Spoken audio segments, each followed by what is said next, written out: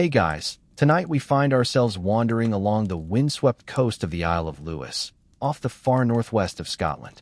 The sky's a slaty gray, the kind that makes you question your life choices and the waterproofness of your socks. A chill wind howls off the Atlantic and rattles across the dunes, stirring the tall marram grass like a giant's fingertips dragging through hair. Sand gusts at your boots. You squint into the salty breeze. And then you see it. Something half buried in the sand. Not driftwood. Not a rock. Something carved. It's a face. Well, it's a face-shaped object. Small. Rounded. Smooth. And it's staring back at you with an expression that says, "Seriously?" You pry it loose from the sand. Turns out, it's not alone. Dozens more follow, each stranger than the last. You are, quite literally, pulling a medieval chest set out of a sand dune. You probably won't survive this, because you're about to be buried in mysteries, Viking lore, and more carved walrus tusks than your brain has compartments for. So, before you get comfortable, take a moment to like the video and subscribe, but only if you genuinely enjoy what I do here. And hey, drop your location and local time in the comments. It's fun to see where and when you're tuning in. Now, dim the lights, maybe turn on a fan for that soft background hum, and let's ease into tonight's journey together. You're standing in Uig Bay, sometime in the early 1830s.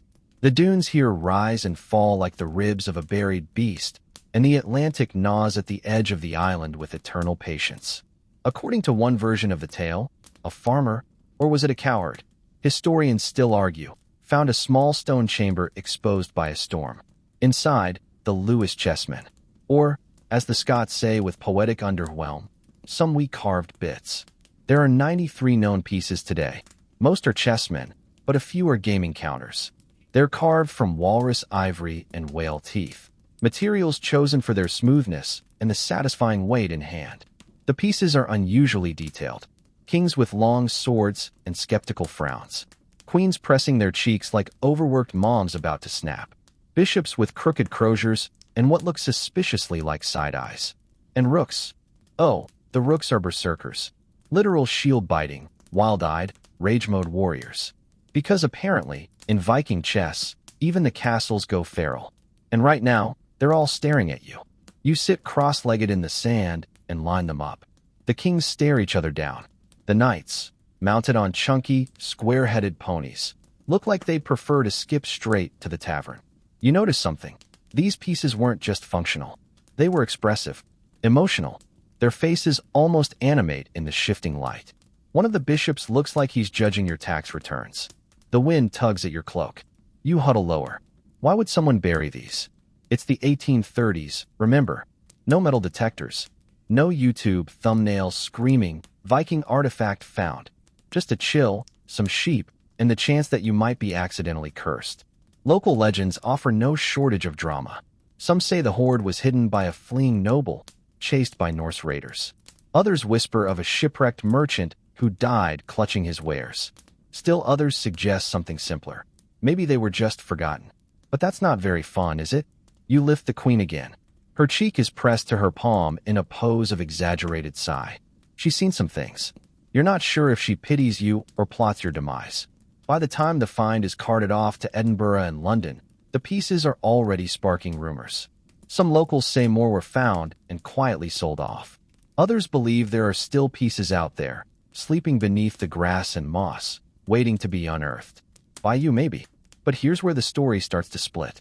You can't quite tell where folklore ends and actual history begins.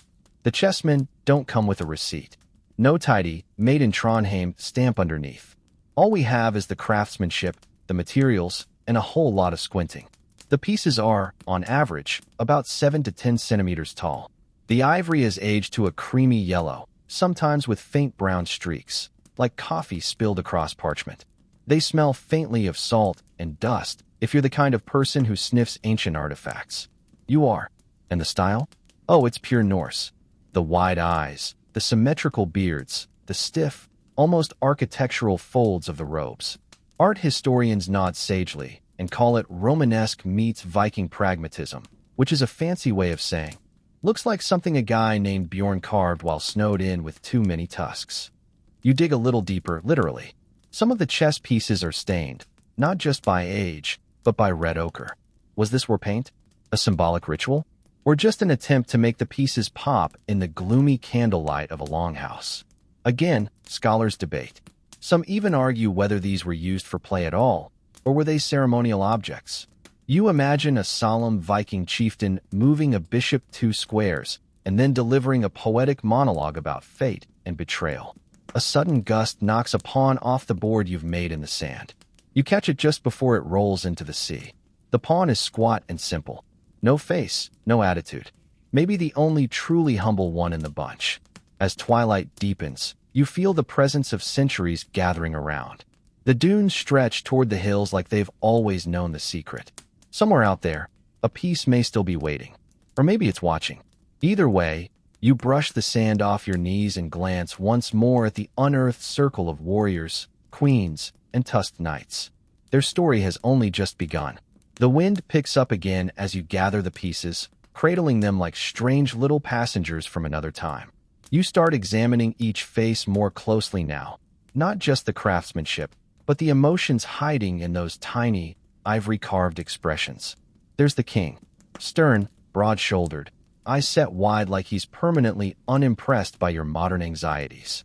He's seated, which might seem odd to a modern chess player used to tall, regal pieces that stand proudly on the board. But this king slouches just a bit, like he's been holding court too long and his lower back gave up 2 years ago. His sword is unsheathed, not raised, just resting on his lap, like he's ready, but also very tired of your nonsense. Then the queen. Oh, she's dramatic. Head tilted, hand pressed dramatically to her cheek, mouth slightly agape. You swear you've seen that exact pose from someone trying to stay polite on a Zoom call. She seems either overwhelmed, terminally bored, or both. Maybe she just got news that the king wants to start a new campaign again. Historians still argue whether the pose was meant to represent grief, worry, or a noblewoman mid-migraine. Some even claim the queen might be modeled on a real person, possibly even a legendary Norse queen or a saint, though others scoff at that, noting that no saint ever wore such a face of absolute fed-up-headness. The bishops are hunched over slightly, draped in what look like ecclesiastical robes and holding crooked staffs. Or are they cudgels? Their eyes are huge, like they've seen more than their fair share of heresy. Their heads are capped by pointy mitres that look suspiciously like party hats for people who only read theological treatises for fun. They seem like they'd bless your crops, and then ask if you've tithed enough this month. Then come the knights. They ride horses so stylized they look like half-melted chess ponies, with squared snouts and no visible knees. The riders themselves are armored but have those same bug-eyed, long-nosed expressions that suggest a guy who just realized he's lost in the woods with the wrong map. And the rooks? They steal the show. These are not towers. These are berserkers, literal Viking warriors in mid-rage. They are biting their shields. Yes, you heard that right. Their faces are scrunched into grimaces of full berserker fury, and their teeth are sunk into the rims of their wooden shields. It's like someone caught them mid-mosh pit at a Norse metal concert. Shield biting was an actual thing, by the way. Norse sagas mention berserkers, warriors who entered battle in a trance-like frenzy, possibly enhanced by mushrooms, alcohol, or just sheer bad decisions. Biting one's shield was part of the performance, an intimidation tactic, a way to say, I am not okay, and neither will you be. You trace your finger along the shield biter's jagged teeth. It's unnerving how much emotion is packed into such a tiny sculpture. The brows, carved in a tight, slanted V. The hands clutching the shield. The mouth frozen in mid-chomp. Historians still debate whether the inclusion of berserkers as rooks reflects everyday Norse culture, or whether it was an inside joke. After all, in standard European chess, rooks were towers. Defensive, unmoving. But here, they're full offense. The Norse might have looked at a tower and thought, that's boring. Let's make it scream. Not all the pieces are unique. Some pawns repeat forms, and there are multiple queens and kings. This led some scholars to suggest the hoard included more than one chess set, maybe even 4. Or maybe it was just backup in case someone yeeted a queen off the board during an argument. You line up a full team and imagine them across the board from their equally dramatic rivals. It would be a tense game, for sure. No soft-spoken kings or graceful bishops here. This would be like trying to play a board game with a room full of reality TV contestants. You'd need snacks and possibly a referee. As you inspect one of the knights, you notice something odd. A faint pattern, almost like a signature. Some pieces carry tiny carved marks. Could they be symbols from the craftsman? Or tally marks? Historians argue about this too. One theory says each mark helped track how much ivory was used. Another claims they're personal glyphs, like early artisan branding. The idea that someone carved these, one by one, piece by piece, sitting in some smoky Norse workshop, surrounded by tusks and the scent of whale oil, is hard to shake. They weren't just pumping these out like keychains at a tourist shop. Each one feels considered. Even the expressions seem intentional. Many have those wide-set, staring eyes, almost cartoonish in their simplicity, yet unsettlingly human. The kind of eyes that follow you across a room. Some researchers think this stylistic quirk reflects the broader Romanesque art movement sweeping across medieval Europe. Others think it's just how the Norse saw things. Big eyes equals big presence. You start imagining how these pieces would have looked arranged on a cloth-covered board in a Viking longhouse. Candles flickering, mead sloshing in carved cups. A king and his skalds hunched over the game, half serious, half sarcastic. Maybe bets were placed. Maybe insults were exchanged. Or maybe it was just a long winter night, and this was better than listening to Uncle Eric tell his "I once wrestled a bear" story again. The sound of the sea brings you back to the present. You glance at the grumpy queen again. She hasn't changed. Still judging. You set her gently next to the king, who continues to ignore everyone like the emotionally unavailable monarch he is. You're beginning to realize this chess set isn't just a game. It's a gallery of personalities frozen in ivory. It's theater. It's culture. It's what happens when an empire on the edge of the known world decides to give its enemies, its gods, and its mothers-in-law a place on the board. And this is only the beginning of the game. You brush a bit more sand off the queen's base as the sky turns a dusky blue-gray. The pieces are safely arranged now in a tidy row at your feet. Tiny, tusked witnesses to a story stretching back far beyond the damp dunes of Lewis. But your mind drifts further, past the islands, over the sea, and deep into time. If this was a chess set, where did chess itself come from? Not from the Vikings, that's for sure. To understand how this grumpy little walrus queen ended up grimacing her way through history, you'll need to travel over 4,000 miles east and about 1,500 years back in time. You close your eyes, and suddenly you're in India, specifically, somewhere in the northern plains of the Gupta Empire, around the 6th century CE. The air is dry, the sun unrelenting, and everything smells vaguely of spices, smoke, and dust. Here, an early version of chess emerges. It's called chaturanga, which roughly translates to 4 divisions of the military. Those 4 divisions? Infantry, cavalry, elephants, and chariots. If that sounds familiar, pawns, knights, bishops, and rooks, you're not imagining it. That's where they came from, just with fewer tusks and more actual war elephants. In chaturanga, 2 players commanded armies. The game was both symbolic and strategic, used to teach young nobles the art of battlefield thinking. Though, let's be honest, nothing teaches strategy like realizing too late that you've just sent your king to a very dumb corner. The board had 64 squares, like today, and the object was to trap the king, or rather, the Raja. And it was more than just a game. It was a reflection of the world. Each move mirrored politics, warfare, even karma, if you squinted hard enough. But the game didn't stay in India. No good board game ever does. Merchants, diplomats, monks, and people just bored during camel rides helped spread it across the world. By the 7th century, it had made its way into Persia, where it evolved into shatranj, a version closer to modern chess. The Persians kept the strategic heart of the game, but renamed the pieces. The elephant became the fill, the chariot morphed into the rook, and the vizier. Yes, there was a vizier, sat where our queen does today, moving only 1 diagonal square at a time, like someone carefully tiptoeing through a minefield. You pause and glance at your Lewis queen again. She would not have had the patience for that. In shatranj, the goal was still the same: checkmate. In fact, the word checkmate comes from the Persian shahmat. The king is helpless. Though honestly, most kings probably found themselves helpless long before they reached the 8th square. The game became wildly popular. It spread into the Arab world after the Islamic conquest of Persia. Caliphs played it. Scholars wrote books about it. Some even banned it, claiming it distracted from prayer. Others praised it for teaching patience and logic. Historians still argue whether chess was more of a pious pastime or a scandalous addiction. And then came the Byzantines.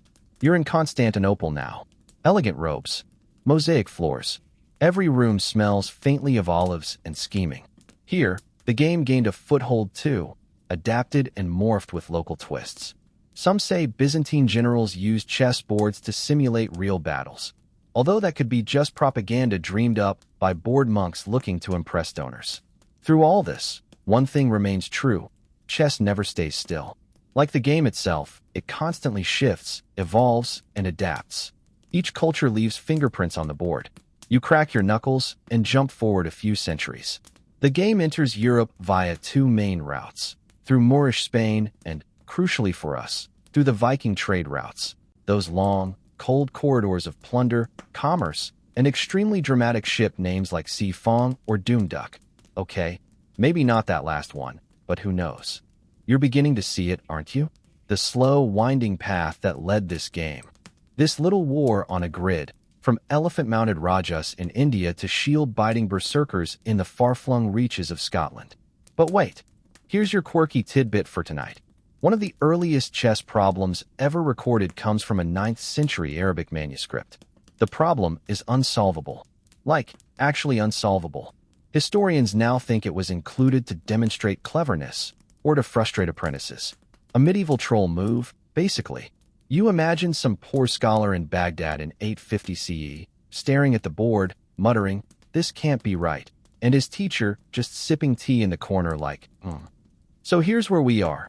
Chess starts in India as a metaphor for war, moves into Persia where it becomes poetic and political, passes through the Islamic world where it's refined and obsessed over, drifts into Europe with traders and raiders, and ends up as a frozen tantrum in the sand dunes of Lewis.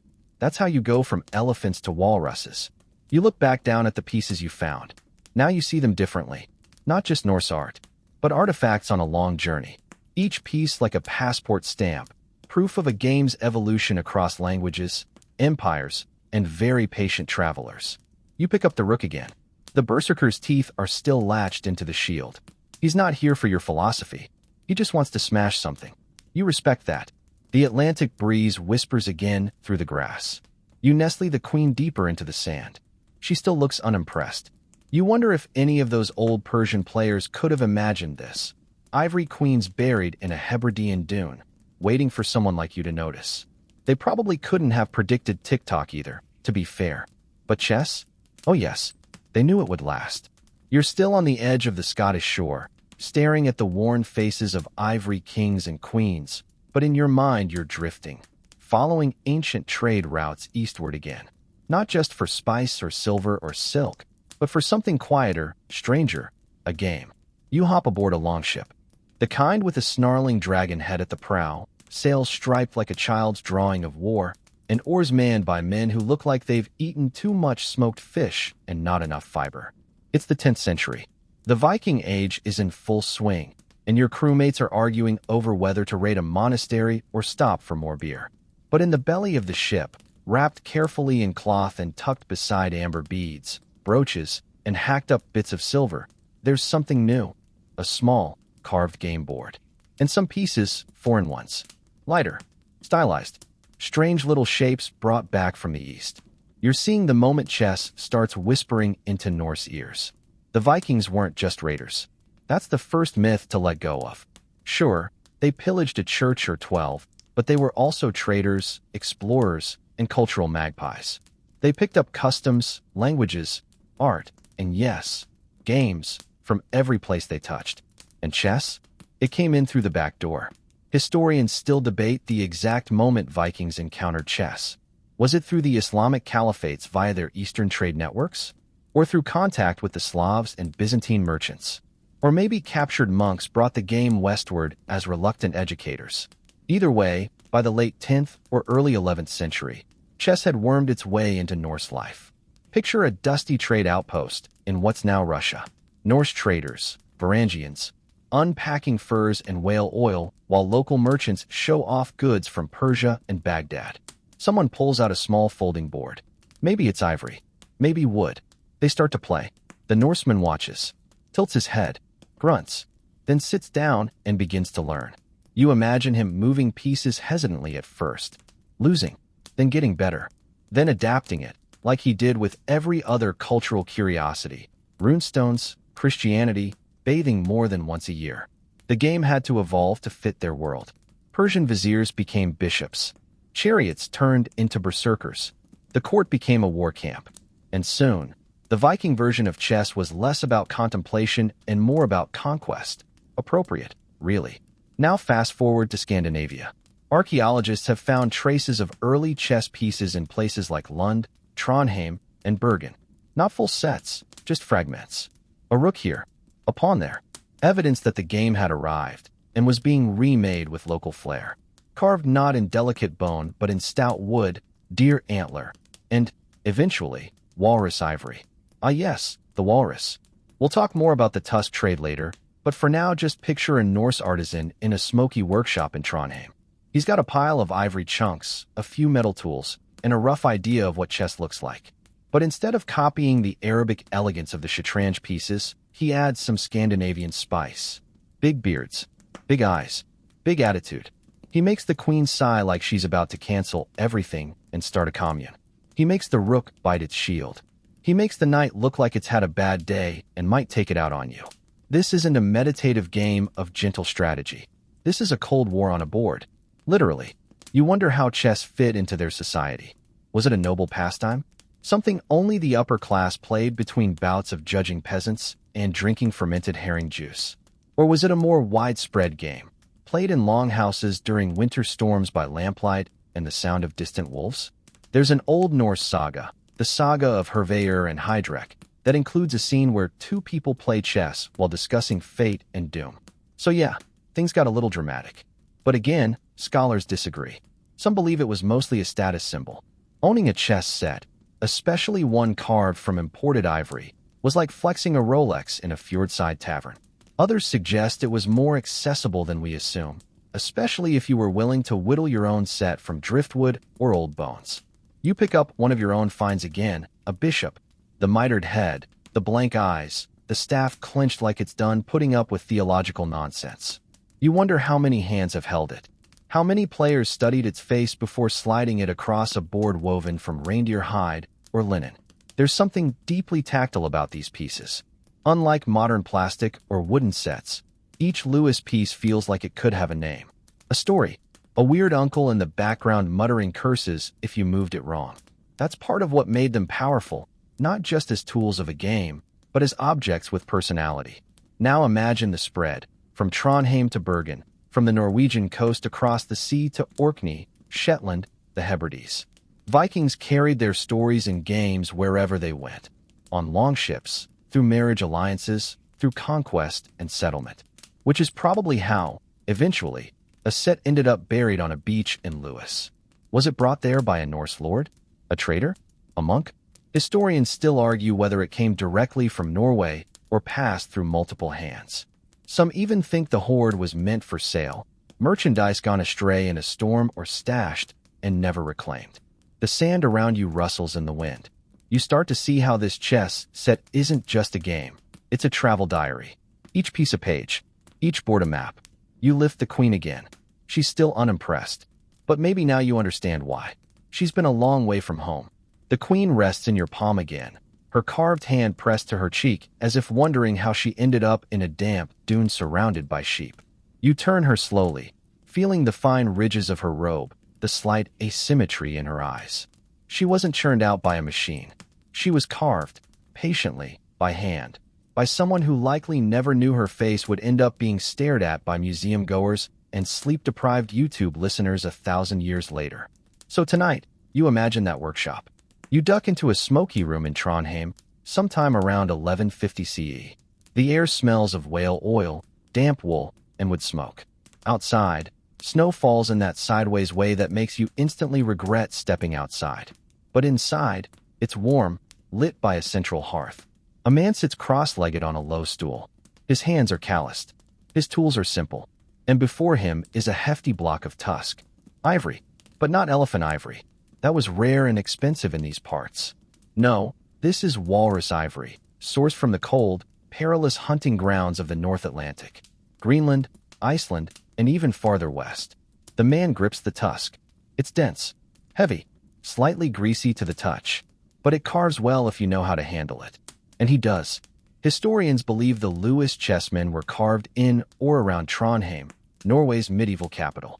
It was a center for craftsmanship, trade, and cathedral construction. A bustling urban hub in Viking terms. Think less Paris, more extremely chilly Renaissance fair. As you watch, the artisan leans in and begins. He doesn't use blueprints. He works from memory, intuition, and stories passed down. A blade schemes the ivory, peeling it like an apple. A queen takes shape, her crown emerging from the surface like a ghost in snow. Not graceful, no. Stern. Real. Her robe is heavy. Her face is long, solemn. She's pressing her cheek like she just read the price of imported honey this winter. The carver knows her. He's seen women like her. Matriarchs of the Longhouse, tired of managing their husbands' reckless ambitions and their sons' drunken poetry contests. She's the center of her clan. Respected. Slightly terrifying. If this chess set is a war council, she's the one who makes sure they all survive winter. Next to her, he shapes a king, seated, sword across his lap. And then the rook, the berserker. He loves carving these. The fury, the absurdity. He gives this one a particularly wide-eyed expression and deep grooves where the teeth sink into the shield. He chuckles. It's like making a caricature. Except this caricature could kill you. This is art, yes, but also work. These pieces might be destined for someone important, a wealthy merchant, a chieftain, even a bishop. Or maybe they're just one of several sets he'll carve this winter to sell come spring. You run your fingers along one of the Lewis knights. His horse is squat. The legs disappear into a single block, as if motion wasn't important, only presence. The knight's helmet looks more ceremonial than functional. Maybe it's modeled on real Norse gear. Maybe it's pure invention.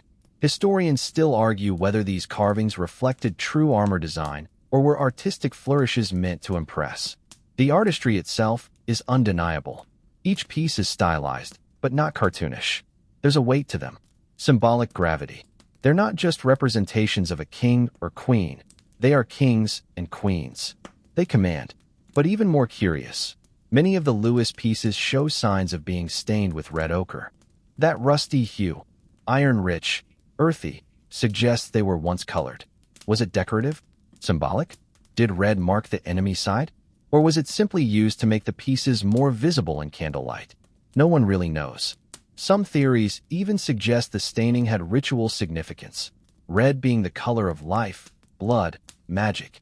Were these pieces ever used in ceremonies? Or sacrifices? Probably not, but possibly. That's the thing with medieval artifacts. They never come with instruction manuals. Only silence. You inspect the bishops more closely now. Each one holds a crooked crozier, the shepherd's staff of Christian authority. Their presence on the board reflects the church's growing influence during this period. Chess had adapted to European tastes, swapping out Islamic viziers for bishops and noble women for queens. And yet, these bishops look more like wise uncles than holy men. Kind, but also like they'd tell you off for skipping vespers. And there's another detail. The backs of many pieces are curved and scooped out. Not entirely hollow, but recessed. Possibly to reduce weight. Possibly to conserve ivory. Or maybe as a signature quirk of the carver himself. A stylistic fingerprint. Even more telling. Some of the pieces show fine lines along their sides, as if the carver used a lathe to smooth certain areas. That suggests access to more sophisticated tools than just knives and chisels. Trondheim, after all, was no sleepy hamlet. It was a proper medieval city with guilds, apprenticeships, and export trade. You start to realize just how valuable these pieces were, not just in monetary terms, but in sheer effort. The walrus had to be hunted, often in the treacherous seas of Greenland. The tusks had to be harvested, transported, traded, then carved, polished, maybe even painted.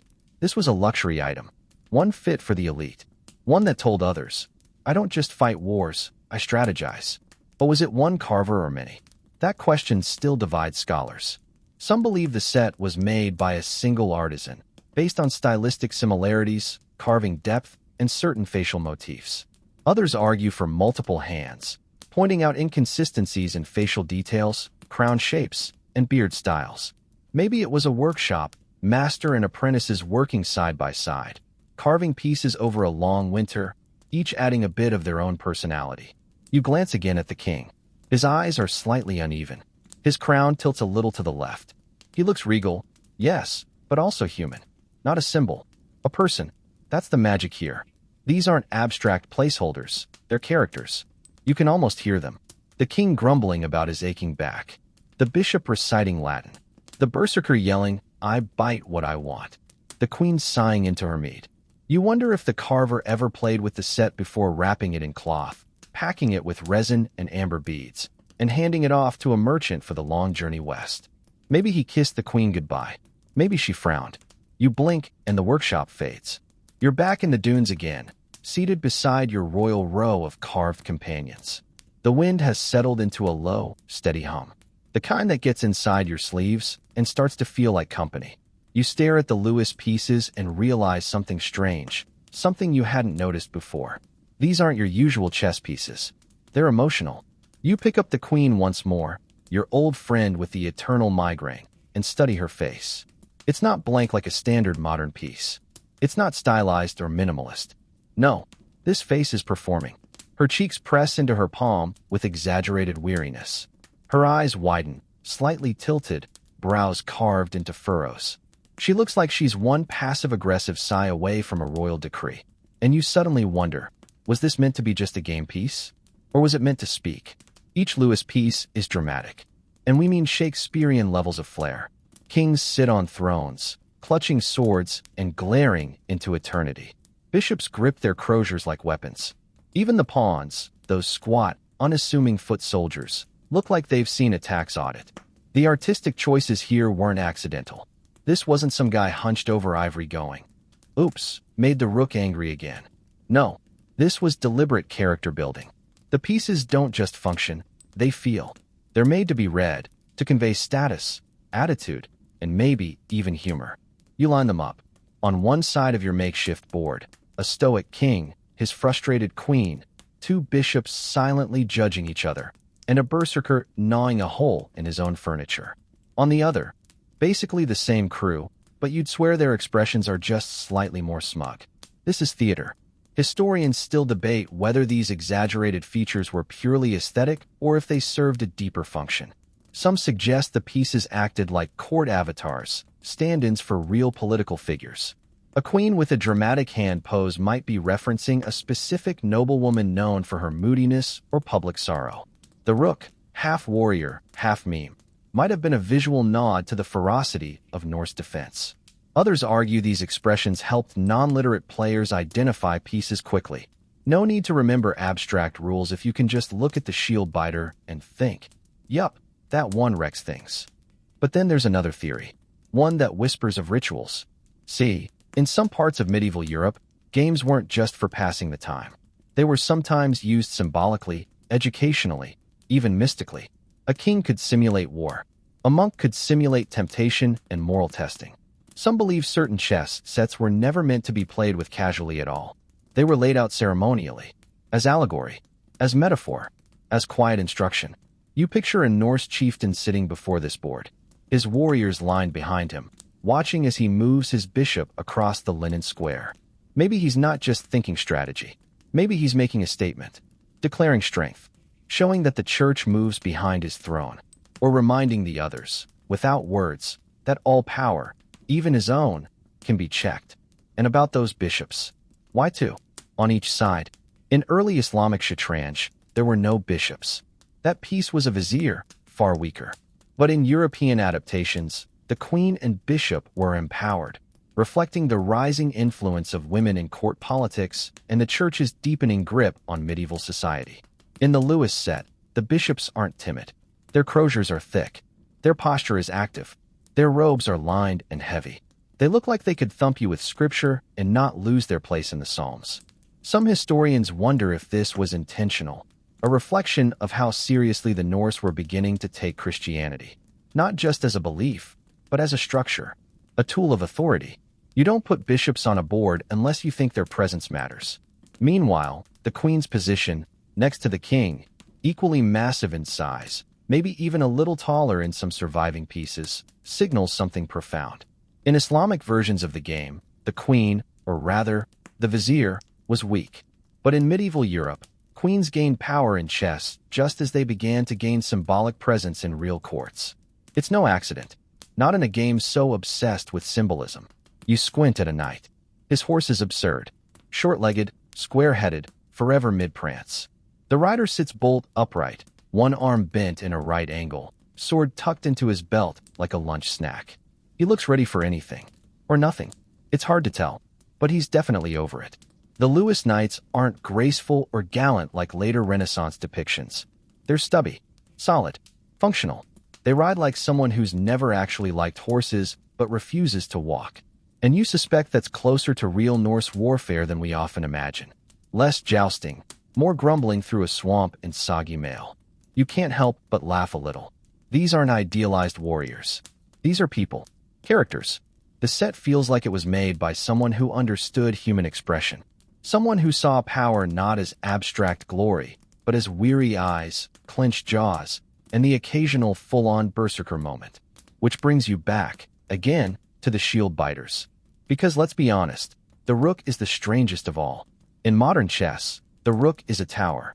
Solid, imposing, unmoving. But in the Lewis set, it's a wild-eyed warrior, teeth sunk into his shield like a toddler denied snacks. There's no direct parallel for this in other chess traditions. Scholars are puzzled. Where did it come from? Some speculate it reflects the Holmganga, the Norse duel, a kind of public combat ritual between feuding parties. Shield biting might have been part of the berserker's pre-battle trance, a performance that promised both fury and divine protection. If so, then placing a berserker on the board is like saying, this isn't just a game. This is war, with shouting. Or maybe the carver just thought it was funny. Either way, you love him. You sit back, letting your fingers rest on the top of a pawn. The simplest piece. Round head, no face, no frills. A silent foot soldier among loud personalities. It's a beautiful contrast. From the roaring rook to the silent pawn, the Lewis set tells a whole story, not just of how pieces move, but of how people saw themselves. How they envisioned power, fear, duty, and exhaustion. It's chess, yes, but it's also medieval theater. Frozen in ivory, waiting to be understood. And you're starting to understand it. Piece by piece. The wind lulls for a moment, and it feels like the whole island is listening. You rest your palm on the sand, just beside the line of chess pieces. The ocean's edge glimmers in the distance like a line drawn by the gods, and you wonder again, how did these pieces get here? So far from Trondheim, from workshops, from the warm hearths of Norse towns. Were they dropped? Or were they buried? You've probably heard both stories. One has a farmer, maybe a cowherd, stumbling upon them in the 1830s, after a storm carved open a sandbank near Uig on the Isle of Lewis. He reaches into the earth and pulls out ivory kings and queens, blinking like he's just found something cursed or holy. In another version, the pieces were intentionally hidden, tucked into a stone chamber, perhaps for safekeeping, perhaps with no intention of ever returning. The latter version lingers with you. Why bury a chess set? Well, let's start with the obvious. They weren't cheap. These pieces were luxury goods. We've already talked about the walrus ivory, the tools, the artistry. You don't just toss these in the dunes like forgotten keys. So whoever left them behind probably didn't plan to. Maybe it was a merchant, traveling the western seaways, intending to sell them to a Hebridean noble. He gets caught in a storm, Scotland being Scotland, and makes landfall in Lewis. Fearing bandits or loss, he stashes the goods, thinking he'll return. He doesn't. Historians still argue whether the Lewis hoard was a lost shipment or a deliberate cache. There's some evidence to suggest it wasn't just one chess set. After all, there are 93 pieces in total. 8 kings, 8 queens, 16 bishops, 15 knights, 12 rooks, 19 pawns. That's a lot. More than enough for 4 full sets, and some leftovers. Were they spares? Multiples for a store inventory? Or were some stolen from another hoard? This might have been the medieval equivalent of a traveling salesman's sample case. Good evening, noble sir. May I interest you in a locally inspired, Norwegian carved chess ensemble featuring moody queens and berserkers with dental issues? You glance over at the queen again. She looks unimpressed by your marketing skills. Now picture this. The merchant lands on Lewis. He climbs the ridge, finds a quiet place, perhaps a hidden depression in the dune grass, and starts to dig. The soil here is sandy but firm. He stacks the pieces in a small, man-made chamber, maybe wooden-lined or stone-built, and covers it carefully. Was it panic, precaution, or just bad luck? The land around Lewis was no stranger to political tension. During the medieval period, these Outer Hebridean islands were a tug-of-war zone between the Kingdom of Norway and the Kingdom of Scotland. In the 12th and 13th centuries, the Western Isles were ruled by Norse Gaelic lords, some loyal to Norway, some to Scotland, most loyal only to themselves. It was a complicated chessboard of its own, with allegiances shifting like tides. So perhaps the merchant feared being caught with Norwegian goods in a Scottish-aligned region. Or maybe it was just thieves, or illness, or accident, or superstition. You lean closer to the sand, running your fingers over a small indentation where one pawn had rested. There's something eerie about the thought of these pieces lying in the dark for centuries. Not lost, just waiting. And remember, this hoard wasn't found in an obvious treasure chest or golden box. It was discovered in a crude chamber, a stone-lined nook likely concealed under turf. Nothing grand, just hidden, forgotten. There's even a theory that the set was buried during one of the many bishopric transitions in the area, when the church was reforming, landholders were shifting, and church property was being seized or relocated. Maybe a bishop's game set got caught in the shuffle, too valuable to abandon, too risky to carry. Or maybe, just maybe, it wasn't a hoard at all. Some argue it was a decoy, a false stash, meant to mislead thieves or trick raiders into thinking they'd found something valuable. Leave a set of shiny pieces in the right spot, and you might just save your real treasure further inland. But here's the thing. If it was just a chess set, it wouldn't have mattered so much. Yet the pieces weren't found alone. Alongside them, scattered through the chamber, were small other artifacts. Gaming counters, possibly a belt buckle, fragments of leather, things that hint at intentional packing, not just a spill. And something else lingers in this mystery, the missing pieces. The set is incomplete. Despite having enough for multiple games, the numbers don't quite line up. There are too many of some pieces, not enough of others. Why? Were some stolen before discovery? Lost to time? Kept as souvenirs before the British Museum arrived on the scene? Rumors abound that other locals found more pieces and never reported them. Some say the original finder, when realizing they weren't made of gold, sold a few privately. Pawned the pawns, so to speak. And here's your quirky tidbit of the night. In 2019, a missing Lewis piece resurfaced in a drawer in an Edinburgh home. It had been bought in 1964 for £5 by an antique dealer who had no idea what it was.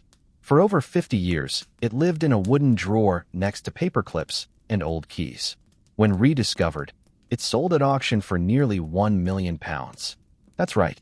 You may want to check your grandma's junk drawer before breakfast. So now you're left with this haunting image. A set, maybe 4, once proudly carved and carefully transported, now reduced to fragments. Scattered, separated, and worse, misunderstood for centuries. Not until the 19th century did scholars begin to recognize what these pieces really were, remnants of medieval ambition, artistry, and maybe just a touch of Viking ego. You brush your hand across the sand, imagining what still lies beneath. Could there be more? Other pieces? A final queen? A missing pawn with its own little story? Or maybe something even stranger? The wind shifts. The light dims further. And as you set the queen back into place, you wonder, not what happened to the pieces already found, but what happened to the ones that never were. The air's colder now. The kind of chill that seeps into your sleeves and makes the sand beneath you feel more like ancient stone than wind-blown grit. You look out across the dunes one more time, but something nags at you. Not the pieces in front of you, but the ones missing. The ones that never made it back into the box, so to speak. And then you remember the whispers, the ones about an Icelandic merchant. Oh yes, that theory. Among the most enduring speculations about the Lewis chessmen is the story of a wandering Icelandic trader, an elusive figure in the narrative, like a background character who accidentally kicked off an entire legend. You close your eyes and imagine him, wrapped in layers of coarse wool, beard rimmed with frost, heavy boots soaked from the ship's deck. He carries his wares in a leather satchel slung over one shoulder, beads, buckles, carved trinkets, and deep in the pouch, the chess pieces. Or at least, some of them. He's just arrived in the Hebrides after a long and likely miserable sea voyage. And he's here for business, not battle. The Norse Gaelic lords of the Western Isles might be tough negotiators, but they're always interested in new curiosities, especially luxury imports from Trondheim. According to some theories, the Lewis chessmen were part of a merchant's inventory, likely someone connected to Iceland. After all, during the High Middle Ages, Iceland was far from isolated. It was part of the broader Norse world, with vibrant trade routes connecting it to Norway, the British Isles, and even Greenland. Historians still argue whether Iceland had the artisan skill to produce such pieces itself. There's little physical evidence that full chess sets were carved there, though individual ivory artifacts have been found. But Icelandic merchants were often middlemen, brokering goods between the East and the wild North Atlantic fringes. So it's not hard to imagine our bearded, damp-footed merchant sailing westward with goods carved in Trondheim or Bergen. He may have even taken commission orders, 6 bishops, 5 rooks, and if you could make the queen look like my cousin Sigrid mid-lecture, that'd be great. His destination? Possibly a local lord. Maybe a churchman. Maybe both. But Lewis was a pit stop. A windswept dot on the edge of civilization. And, for reasons lost to time, he never made it farther. Was he robbed? Did he get sick? Did a storm drag his boat onto the rocks and leave him with no choice but to stash his most precious goods in the dunes? You can almost hear him muttering Norse curses while digging through sand and grass, looking for a place to hide his fortune until he could come back for it. A return that never happened. And here's where it gets interesting. In Norse sagas and Icelandic literature, there are frequent references to traders, kaupmenn, who traversed dangerous routes, not just for coin, but for prestige. These weren't simple shopkeepers. They were rugged adventurers with sharp tongues and sharper math skills. Owning or trading a chess set, that could elevate your reputation, especially if the set looked this good. Some scholars have pointed out stylistic quirks in the Lewis pieces that align with Icelandic carving traditions, certain proportions, posture choices, and even symbolic gestures. The kind of subtle signatures artisans sometimes leave. But again, it's all theory. No records. No receipts. Just hunches. And remember, the Norse world didn't operate with strict national boundaries like we have today. An artisan in Trondheim might take an apprentice from Iceland. A merchant from Bergen might sell goods in Orkney and write home to his wife in Greenland. The Viking economy was loose, flexible, global before global was trendy. There's even an old Icelandic text, Konungs Skuggja, the King's Mirror, from the mid-13th century that mentions chess explicitly, not just as a game, but as a metaphor for life, duty, and kingship. That suggests a deep cultural embedding of chess within the Norse intellectual world. Not just a pastime, a mirror of the world's order. And you're holding that mirror right now. You run your finger across the top of a bishop's mitre. You wonder how many minds held this piece not as ivory, but as symbol, as idea, as an artifact of meaning, maybe even faith. Now let's add a twist. One obscure theory proposes that the merchant didn't just carry the chessmen. He may have carved them. An Icelander, trained in Norway, who sold his own work as he traveled. A wandering carver-merchant hybrid.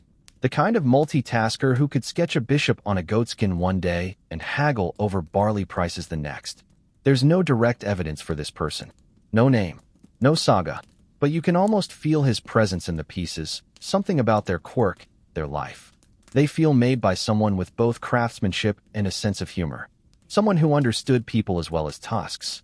The Iceland theory even explains something else.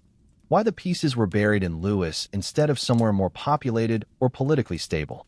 If you're traveling west, island to island, Lewis is a logical stop before pushing toward Ireland or even down to England.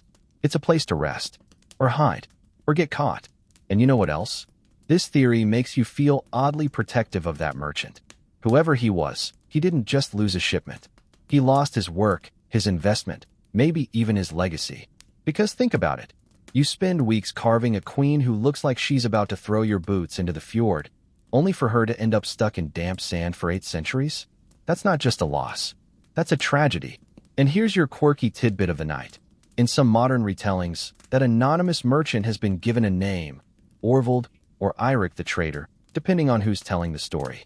Completely invented, of course, but it helps to imagine him, to give form to the shadow behind the pieces.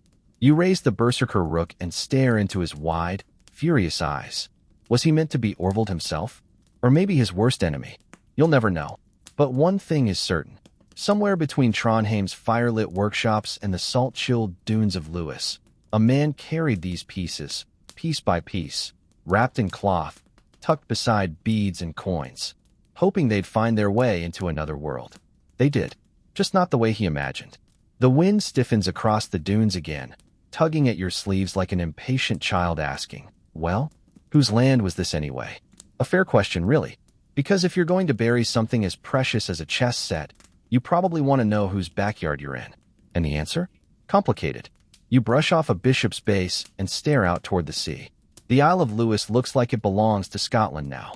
But if you zoom out a few hundred years, around the 12th and 13th centuries, this land was part of a volatile political chessboard of its own. One where kings rarely sat still, and borders were more polite suggestions than firm lines. At the time, the Lewis chessmen were likely buried, say, around 1150 to 1200 CE. The Western Isles, including Lewis, were not fully Scottish in the modern sense. They were part of the Kingdom of the Isles, a realm under Norwegian overlordship with deep Norse Gaelic roots. Think of it as a patchwork quilt of Viking settlers, Gaelic clans, and whichever bishop could shout the loudest. And above them all, the Kingdom of Norway. You blink, surprised, but yes, it's true. Norway once ruled far more than fjords and fishing villages. At its height, it stretched across Iceland, Greenland, the Faroe Islands, Orkney, Shetland, and yes, large swathes of western Scotland. Historians still debate how tightly the Norwegian crown actually controlled the Hebrides. Was it direct governance? Or more like political parenting from a distant city, where the king occasionally sent a letter that started with, "You're doing great, sweetie," and ended with, "Pay your taxes"? Either way, the influence was real. Place names, burial customs, even legal systems show signs of Norse control. Which means that the Lewis chessmen, if they were carved in Trondheim, weren't foreign imports. They were local, in a sense. Still exotic, still luxurious, but not unwelcome. They reflected the power structures already in place. Now shift your focus southeast. Across the sea lies the mainland, Scotland proper. And there, the Kingdom of Scotland was getting nervous. By the mid-1100s, Scotland was asserting itself more forcefully under kings like David I and William the Lion. The old Gaelic systems were giving way to feudal ones, and Norman nobles were being imported like flat-pack furniture. Not always well-assembled, but very fashionable. The Western Isles? Still holding out. Still Norse. Still fiercely independent. But the pressure was building. So now imagine you're a merchant, or even just a messenger, carrying valuable goods like carved ivory chessmen into a region with fuzzy allegiances. One wrong move, and you might be accused of spying, or smuggling, or simply backing the wrong king in a week when 3 different kings are making claims on the same chunk of coastline. Would you bury your valuables? You might, especially if the political tide shifted faster than the actual one. Some even suggest that the Lewis hoard may have belonged to a churchman traveling between dioceses. The bishopric of the Isles was a slippery institution, tied sometimes to the Archbishop of Nidaros in Norway, sometimes to York, sometimes even to Dublin, depending on who sent the best gifts. If the chess pieces were ecclesiastical property, gifts for a local abbey, perhaps, then stashing them away during a time of church upheaval makes perfect sense. But there's more. Remember the Treaty of Perth? Fast forward to 1266. After years of military pressure, and a few very confusing battles involving boats, sheep, and yelling, Norway formally ceded the Hebrides to Scotland. The Treaty of Perth ended Norwegian claims over the Isles, and suddenly Lewis was Scottish, at least on parchment. But the people? They didn't change overnight. Norse names, customs, and politics lingered long after the ink dried. It's possible that even centuries later, islanders still saw themselves as distinct, neither fully Norse nor entirely Scottish. Which adds another layer of intrigue. If the chessmen were carved under Norwegian rule but buried later, maybe their owners feared what the pieces symbolized. After all, these weren't just game pieces. They were power pieces. A carved king seated on a throne, a bishop wielding a staff, a queen with a visible attitude problem. They embodied social order, political might, and, perhaps dangerously, cultural identity. To own a set like this was to assert a worldview, one that may have felt increasingly out of place in a region turning toward Scotland. So maybe the hoard wasn't just hidden. Maybe it was erased, concealed on purpose, as if to say, let this be forgotten. But the land had other plans. Centuries later, a storm rips open the earth. The pieces rise again, confused, irritated, covered in sand and sheep droppings. They blink into the sunlight of a very different world, one where kings live in books, queens post on social media, and no one bites shields anymore. At least, not professionally. Here's your quirky tidbit. Some researchers believe that the political tension of the time influenced the style of the pieces. They argue that the stern expressions, defensive postures, and almost aggressive symbolism reflect a society on edge. A world teetering between pagan memory and Christian rule, between Norse heritage and Scottish assimilation. It's chess, but it's also identity. Every move on the board echoes a battle off it. And speaking of moves, why was chess so popular among medieval elites in the first place? Because it was more than a game. It was a metaphor. Kings and queens, bishops and knights, all in conflict, each with limited power, all subject to the inexorable rules of the board. Sound familiar? To play chess was to engage in a simulation of life, war, and politics. To master it was to show not just intelligence, but fitness to rule. It was the Sudoku of medieval lords, except way more dramatic and slightly bloodier. Which brings you back to the Lewis chessmen. Imagine them not as a forgotten toy, but as a statement. Left behind not by accident, but as a whisper of defiance. A buried message in ivory. We were here. We played the game. And maybe, just maybe, we won. You turn the queen in your hand one more time. She doesn't blink, doesn't sigh. She just waits. Because the game, as always, isn't over. You sit back in the sand and start counting again. Slowly, methodically. 1 king, 2, 3, 4. A whole royal court. Then queens. 8 of them. Then bishops, tall, mitred, frowning. And then a problem. The numbers don't line up. You recount. You triple check. And yet, the same unsettling conclusion arises. There are too many of some pieces, and not enough of others. It's like trying to assemble a puzzle and realizing you've got 4 corners on one side and none on the other. If this is a chess set, or several sets, something's off. Something's missing. This is not a new revelation. Scholars and curators have been wringing their hands about it since the 19th century. Of the 93 pieces discovered, most fall into categories that suggest 4 different sets, but none of them are complete. There are 8 kings and 8 queens, which is exactly what you'd expect for 4 sets. Good. Logical. That tracks. But then you get to the bishops. 16. Wait. No, more bishops than you need. Then 15 knights. 12 rooks. And just 19 pawns, when you should have 32. That's not a small oversight. That's like showing up to a poker night with 2 decks and discovering one of them is all 7s and no spades. So what happened? Were the missing pieces lost? Misplaced? Broken before burial? Or were they never there in the first place? One theory suggests these pieces were carved for sale, not for play. A traveling merchant, maybe our friend Orvald, might have carried them as samples. Perhaps he had multiple sets in progress and hadn't finished all the pawns yet. After all, pawns were the simplest to carve. No expressive faces, no crossed swords. He could have made them later, or just figured the buyer wouldn't notice until after payment. Another theory? The missing pieces were taken. The original find, after all, is shrouded in foggy folklore. The hoard was allegedly discovered in the 1830s, but details vary wildly. Some stories say a farmer found them. Others say a cow trampled a turf bank and revealed a stone chamber. Some say the finder brought them straight to the authorities. Others whisper he tried to sell them in secret, and that not all the pieces were turned in. Historians still argue whether the set we have today is the whole hoard or just the part someone decided to report. In fact, for decades after the initial discovery, more pieces kept showing up in private collections, tucked into drawers, passed down through families like strange heirlooms with no explanation. It gets even weirder. In 2019, one of the missing rooks was identified in a Scottish family's home. It had been purchased in 1964 by an antiques dealer for £5 and kept in a drawer for over 50 years. When the family had it appraised, the truth emerged. It was a Lewis chessman, a genuine, ancient ivory rook. It sold at Sotheby's for £735,000. So imagine this. For decades, one of the pieces sat quietly in a house, likely near a bowl of old coins and expired batteries.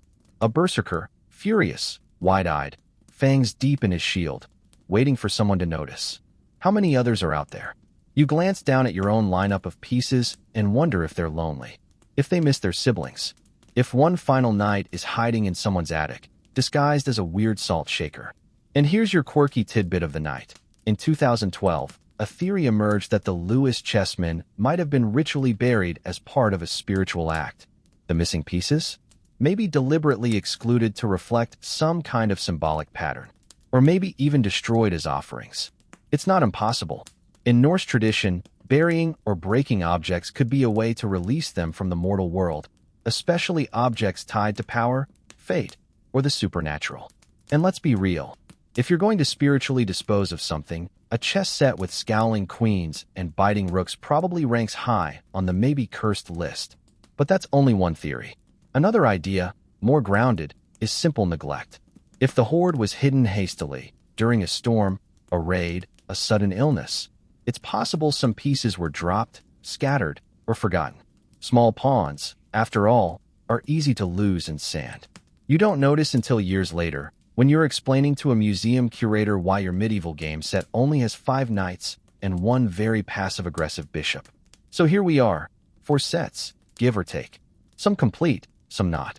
A chess set made not for play, but for commerce, or for ceremony, or for secrecy. And that imbalance? That missing corner of the story, that's what gives the Lewis chessmen their magic. Because they're incomplete, they invite speculation. They tease theories. They leave room for imagination.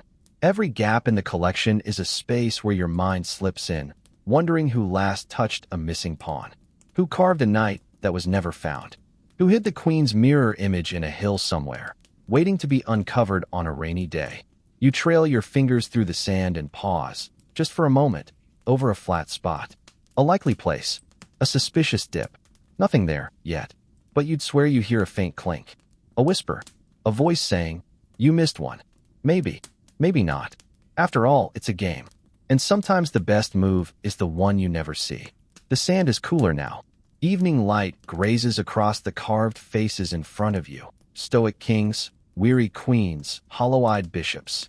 And for a moment, their pale surfaces seem to glow. But your thoughts turn elsewhere, far to the north, where these pieces began their journey. Back to the source. Back to the walrus. Yes, that chunky, whiskered, snorting creature, seemingly unbothered by human drama, was, in fact, at the heart of a trade network so vast and violent, it could rival modern oil. Because ivory, in the Middle Ages, was big business. Not elephant ivory, mind you. That came from far away and was incredibly rare in Europe. No, in the northern world, Scandinavia, Iceland, Greenland, the walrus was king. You close your eyes and imagine a bleak, icy shore in Greenland. Mid-12th century. A Norse hunter, shoulders hunched against the bitter wind, eyes squinting across an ice-choked bay. His spear is ready. His breath comes out in thick clouds. And there, lumbering, oblivious, and much larger than expected, is his prize. Walruses aren't dainty creatures. Males can weigh over a ton. Their ivory tusks can reach up to a meter in length.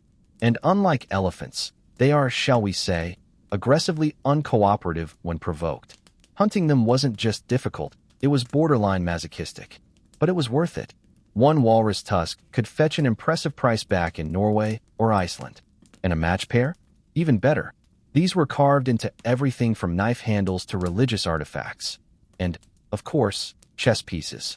Historians still debate whether the walrus ivory used in the Lewis chessmen came from Greenland, Iceland, or northern Norway. But increasing evidence points to Greenland as the primary source. Why? Because Greenland, at the time, was not just a frozen outpost. it was a hub of ivory exports. Norse settlers had established communities there, mainly on the western coast. They farmed, they fished, and they hunted walrus, lots of them. Archaeological digs have uncovered enormous piles of walrus skulls, with tusks removed, left to rot on shorelines like silent proof of industrial-scale hunting. And here's your quirky tidbit. Some scholars believe that the Greenland walrus ivory trade was so vital to the Norse economy that it delayed the abandonment of the colony. Even as farming became unsustainable and winters worsened, the promise of ivory profits kept them hanging on, like a doomed startup with one good client. You open your eyes and look again at the pieces. That creamy, soft sheen, that came at a cost. The cost of freezing voyages, dangerous hunts, and the lives of animals who probably would have preferred not to be made into miniature bishops. And then there's the human toll. The ivory trade was brutal. Competition was fierce. In Norway, Iceland, and especially Greenland, access to ivory meant power. It meant you had ties to hunters, traders, carvers, and markets. If you controlled the ivory route, you could afford luxuries, wine, silks, books, even influence in the church. And like any valuable resource, it wasn't without its politics. Some scholars argue that church leaders had vested interests in the trade. After all, carved ivory wasn't just used for games. It decorated altars, chalices, and reliquaries. Some bishops may have sponsored or blessed walrus hunting expeditions. Others may have taxed the trade. A few may have quietly sold tusks on the side to fund their more, let's say, ambitious building projects. And the deeper you dig, the more tangled it becomes. Because the Norse settlers in Greenland depended on this trade to survive. Without it, they couldn't afford imports: iron, timber, grain. Walrus ivory wasn't just a luxury export. It was a lifeline. And as Europe's demand for ivory rose, the pressure to hunt grew. Eventually, the walrus populations in accessible regions began to dwindle. Hunters had to travel farther, take bigger risks, endure harsher voyages. And as the returns diminished, so did the strength of the Greenland colony. Historians still debate whether the collapse of the Greenland Norse was due more to climate change, overhunting, or economic collapse. But the ivory trade sits at the heart of all three. And all of that, encapsulated in this little queen's raised hand. You turn the piece over again. It's smooth, faintly worn, the base slightly discolored from centuries underground. You press your thumb to the bottom and imagine, just for a moment, the hunter who hauled the tusk ashore, the carver who shaped it, the merchant who packed it, the player who moved it across the board. All those lives, all those hands, all that blood and labor funneled into one piece of a game. You think about it in modern terms. Imagine if every time you picked up a plastic rook, it whispered to you, "Hi, I'm made from a rare mineral mined by someone who didn't get lunch." You might play differently, or at least feel awkward about capturing a pawn. But back then, it was normal. Beautiful things came from pain. Status came from scarcity. And nobody questioned a chess set that required the death of an angry, tusked behemoth. So now, when you look at the Lewis chessmen, you don't just see medieval art. You see an industry. A whole bloody, frosty, exhausting industry hidden behind grumpy eyes and tiny crowns. And the irony? Despite all the risk and profit and prestige, many of these pieces were never played with. Never sold. Never delivered. Just buried. Forgotten. Left in a dune to wait. The sea crashes faintly in the distance. You pick up the rook, berserker, biting his shield, and wonder, was it worth it? He doesn't answer. He just stares, wide-eyed, forever mid-chomp. The berserker sits heavy in your hand, all teeth and fury, frozen mid-rage for 8 centuries. You gently set him back beside the queen, who still looks like she's reconsidering all of her life choices, and brush a bit of sand off your palm. By now, you felt the weight of their history, their craftsmanship, their journey across oceans and politics. But there's another, more recent layer to this saga. One that's oddly modern. One that involves fakes. Because when something is rare, old, and valuable, what always follows? That's right, forgeries. The Lewis chessmen are no exception. In fact, they've been copied, reimagined, and straight-up counterfeited for more than a century. And like the pieces themselves, the story of the fakes is equal parts absurd, intriguing, and mildly scandalous. Let's rewind to the 19th century. The pieces have just been officially discovered in the Isle of Lewis. They've been divided up, some sent to the British Museum, some to the National Museum of Scotland. Newspapers are running headlines like "Ancient Game Pieces Found" or "Knowing Victorian Style, an extraordinary collection of antique ivories, presumably Norse, possibly bewitched." Collectors take notice. Academics start debating. And pretty soon, the reproductions begin. Now, not all of them are shady. In fact, many are quite earnest. Museums commission replicas. Artists copy the pieces as practice. Tourists, naturally, want souvenirs. Today, you can buy Lewis chessmen fridge magnets, salt shakers, keychains, and entire resin replica sets. There's even a 3D, printable version if you want your rook to look like it came out of a spaghetti printer. But back in the 1800s and early 1900s, the lines weren't so clear. A few replicas were passed off as real. And some were good, very good. Made with genuine ivory, aged artificially, even marked with fake tool scratches to simulate wear. Sold privately. No questions asked.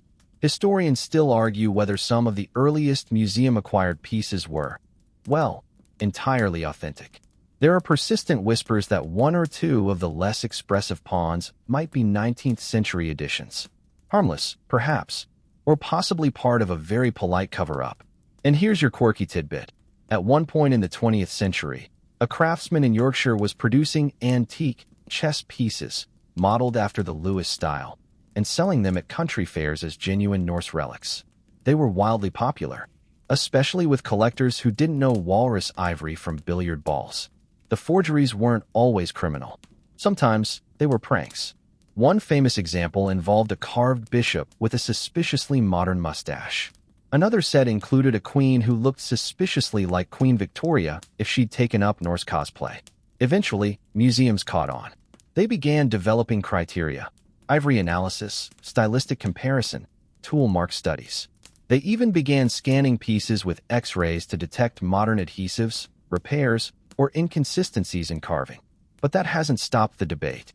Even today, scholars occasionally raise eyebrows at certain pieces in private collections. Is that bishop genuine? Is that pawn a 20th century tourist trinket that someone aged with sandpaper and regret? And the market? Oh, it's still hungry. In 2019, when that missing Lewis rook surfaced, remember the one hidden in a drawer since the 1960s? Its auction sparked a flurry of activity. Collectors began checking their grandparents' shelves. Museums quietly re-evaluated pieces. And on eBay, dozens of authentic Viking chessmen popped up overnight, ranging from lovingly handmade to suspiciously plastic. You wonder how many people now own a Lewis chessman without realizing it's as fake as a 5-pound Rolex. But here's the funny part. Even the copies have their own charm. Some artists, inspired by the original Lewis set, have created entire new styles. There are steampunk Lewis chessmen, minimalist Lewis chessmen, gothic, cartoonish Lego versions. One sculptor even made a Brexit edition with Boris Johnson as a king and a rook that looked like Big Ben falling over. Whether you love or loathe it, the Lewis aesthetic has become iconic. It shows up in pop culture, too. Ever seen Harry Potter and the Philosopher's Stone? The wizard chess set in the film? Inspired by the Lewis chessmen. Those rooks that collapse into rubble? Those knights with haunted eyes? That came from berserkers and brooding bishops buried in sand. There's even been talk of Lewis chessmen being turned into an animated film or TV series. Imagine the queen voiced by Dame Maggie Smith, murmuring, "I'm not mad. I'm just disappointed," every time a pawn gets captured. And you know what? You'd probably watch it. Because the charm of these pieces goes beyond authenticity. Even the fakes have power. They connect people to a story, a myth, a mood, a moment. Whether carved in Trondheim or molded in a gift shop, they carry something ancient. But they also remind you of something deeper. That value is not always about age, or rarity, or walrus tusks. Sometimes it's about meaning. The way an object makes you feel, the curiosity it sparks, the conversations it starts. You glance again at the pieces. The queen, the rook, the bishop with a chipped base who might, just might, be a very well-aged replica. You smile, because whether forged or authentic, the Lewis chessmen tell a story. One that's been carved, stolen, buried, copied, auctioned, and now, whispered to you under the hush of Scottish twilight. The fan of wind brushes against your neck. You hear it, faintly, The soft clink of resin and ivory, the echo of a game still being played. Somewhere, a bishop raises his crozier. A queen sighs. A pawn dreams of promotion. And maybe, just maybe, that knockoff rook in your cousin's closet? Worth a second look. You lean back and look at the whole board now. Well, your improvised row in the sand, anyway. The sky overhead has deepened to a bruised navy. The dunes are fading into shadow, but your cast of characters remains clearly etched in the waning light. It's been quite a journey, from tusks to trade routes, bishops to forgeries. But something still nags at you. A small, simple question. Did they even play? That's right. With all the scholarship, drama, and ivory-chomping rooks, what if nobody actually played with them? What if these solemn, expressive, weirdly emotional chess pieces never saw a single full match? It's a fair question, and not without precedent. Historians still argue whether the Lewis chessmen were ever used for gameplay at all, or whether they were ceremonial, symbolic, or simply collected for display. Because for all their detail and power, these pieces are oddly impractical for actual chess. Let's break it down. First, the size. These pieces are chunky. Kings stand around 10 centimeters tall. Queens aren't far behind. Even the pawns are squat and hefty. Imagine trying to squeeze an entire set onto a compact 8x8 board in a dark Norse longhouse. You'd run out of table space before you reach the endgame.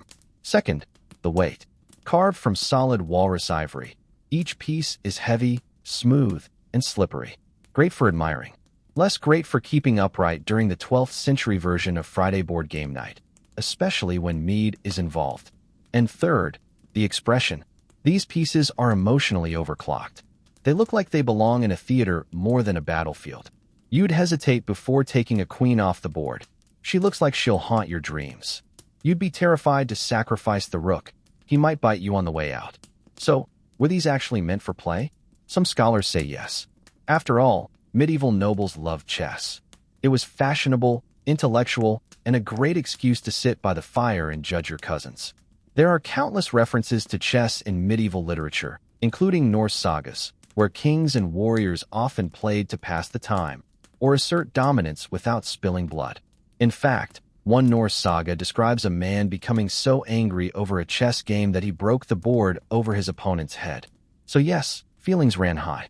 And it wasn't just men. Queens, noblewomen, even nuns were known to play. There's an illuminated manuscript from the 14th century showing two women playing chess in an ornate garden. Their expressions so passive-aggressive you can hear the well. I guess that was one way to play. Chess was everywhere. And so were chess pieces. But that doesn't mean these pieces saw gameplay. There's growing speculation that the Lewis chessmen may have served a symbolic purpose.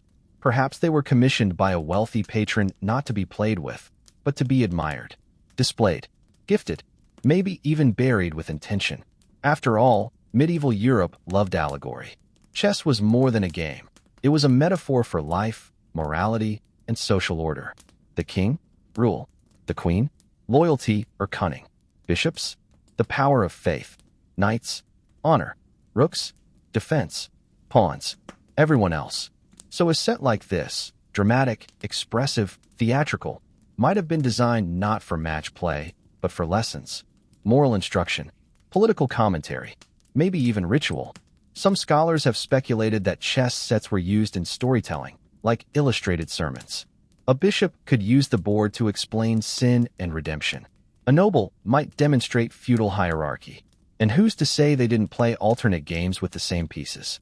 In fact, there's evidence of another medieval board game, Tafel, popular in Norse regions before chess took over. Tafel involved uneven forces, one king with a small army in the center, surrounded by attackers.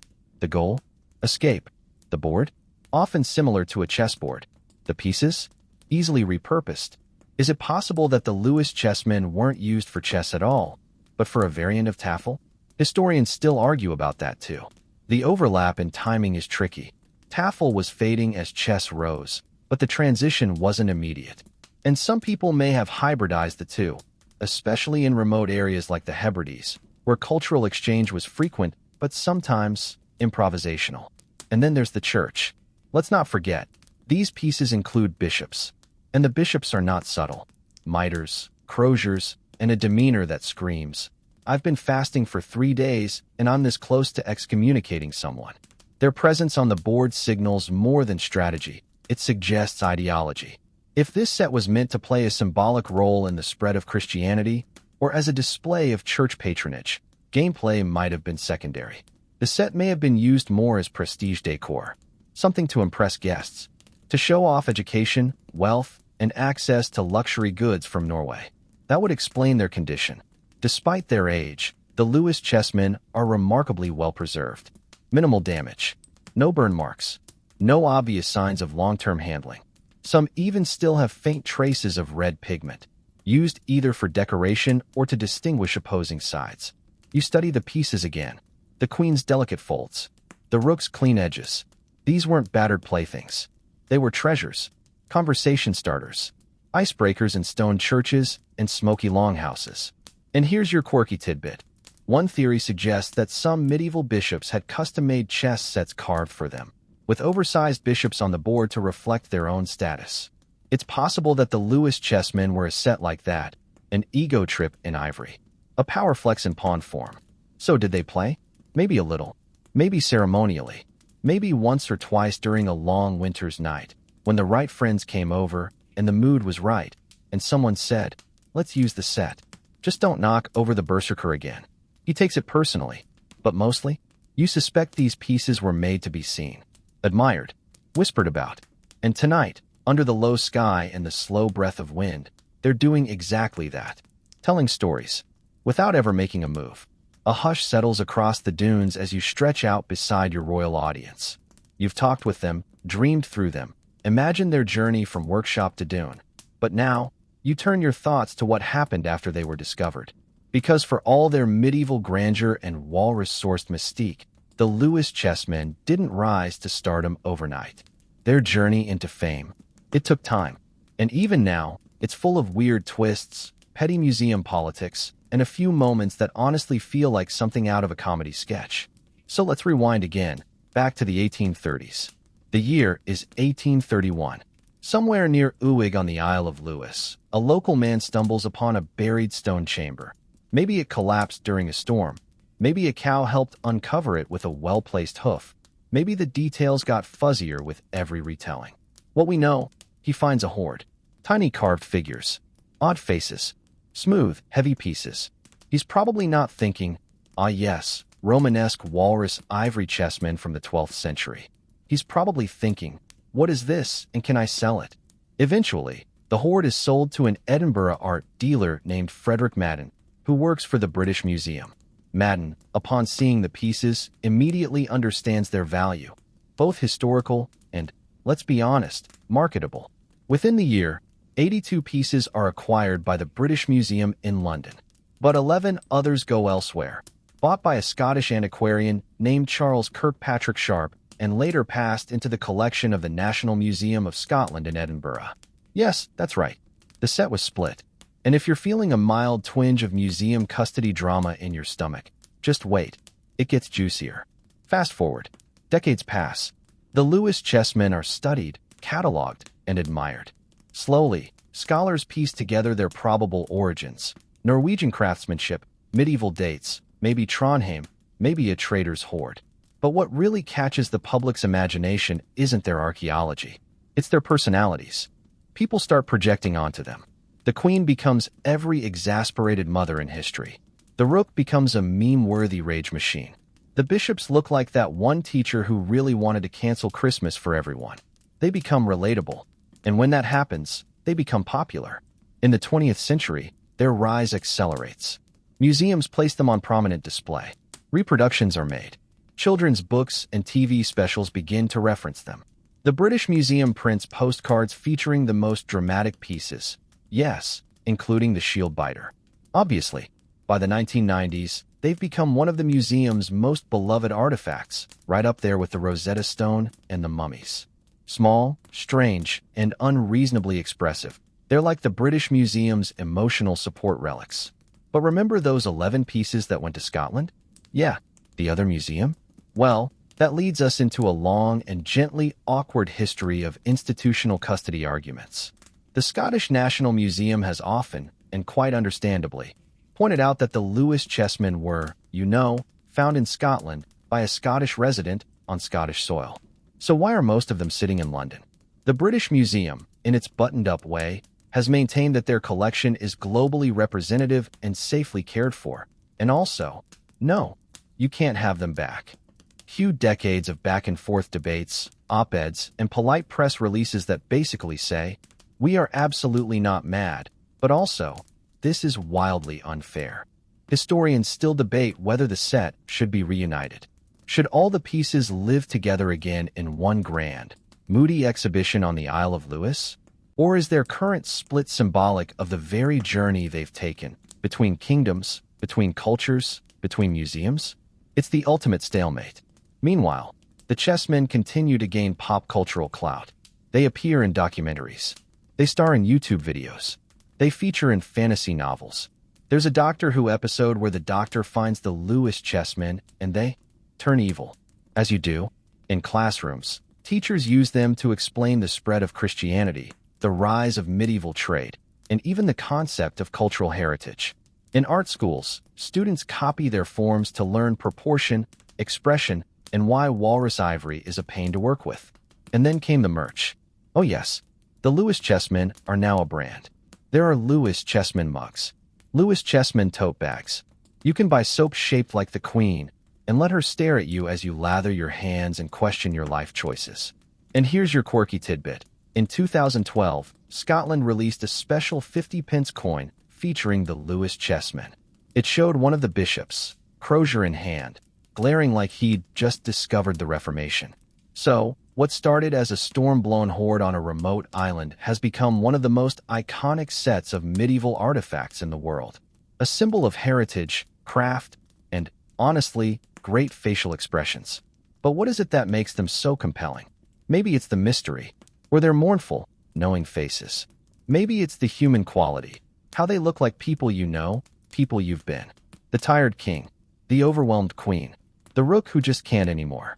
They're frozen in time, but not stuck. They continue to move, subtly, in our imagination. From battlefield to boardroom.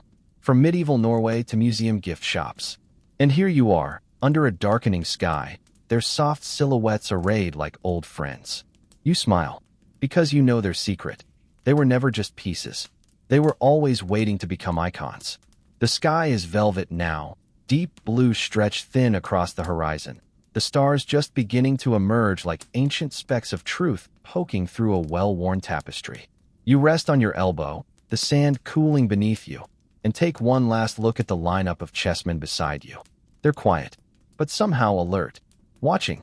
You've walked with them through time, from ancient war games in India to walrus hunts in Greenland, from the drama of Norse trade to the polished halls of British museums. You've heard whispers of bishops and berserkers, queens and forgeries, missing pieces and misunderstood identities. But now, here, in this moment, you're drawn back to the question that never fully goes away. Could there still be more? See, despite all the fanfare, all the theories, all the pieces counted and recounted, there's something unfinished about the Lewis chessmen.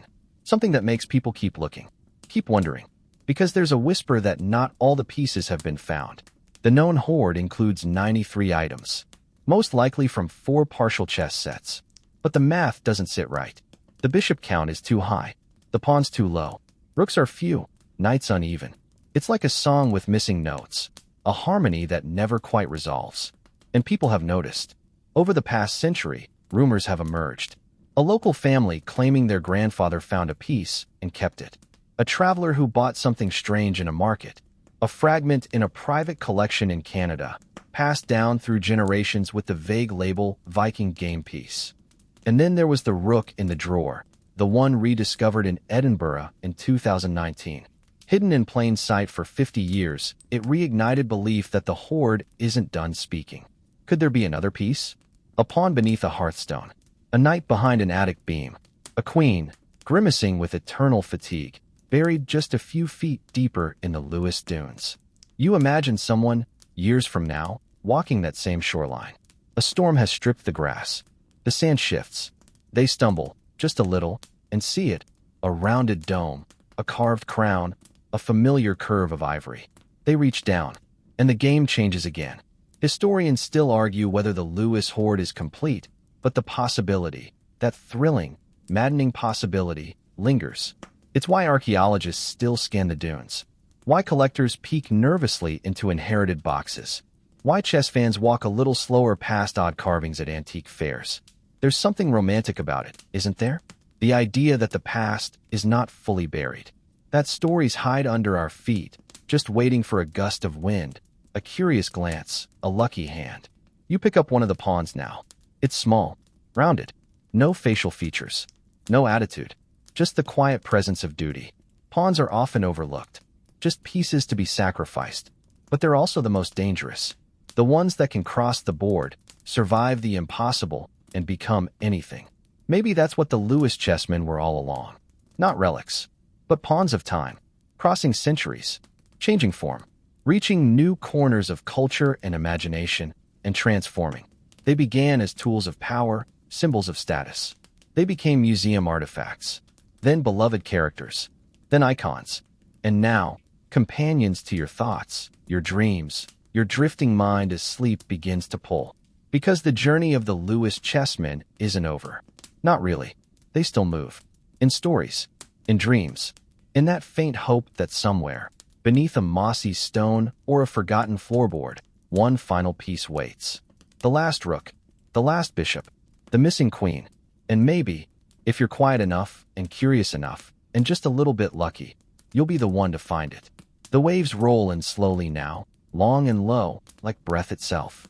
You lie back in the soft, cool sand, your fingers tucked beneath your head, and let the last whispers of the chessmen drift through your mind. Their faces linger behind your eyes, the tired queen, the biting rook, the king lost in thought. Each one more than a piece, more than a carving, a memory in ivory, a whisper from a time when stories were carved by hand, and strategy was played not just for victory, but for meaning. You breathe in.